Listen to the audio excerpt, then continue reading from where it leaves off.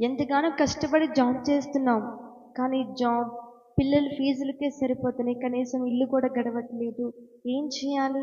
బిడ్డల్ని ఎలా పోషించగలగాలి? కుటుంబం ఎలా కట్టబడిద్ది? ఎలా మేము తినగలుగుతాము? ఏం చేయాలి అని బాధపడుతున్నావు ఈ రోజున? దిగులు చెందుతున్నావా?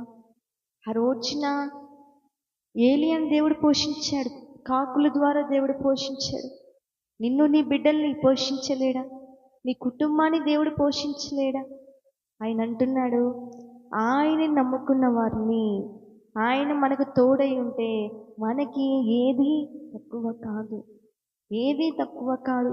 ఈరోజు ఎందుకంతగా దిగులు చెందుతున్నావు? ఈ రోజున ఇంట్లో నలుగురు కష్టపెడుతున్నాము, కానీ చేతికి రూపాయి ఉండట్లేదు. అంతా లోన్లు కానీ డోక్రా కానీ అన్నిటికీ అయిపోతున్నాయి. రూపాయి ఉండట్లా. కనీసం తినడానికి కూడా ఇల్లు జరగని పరిస్థితి.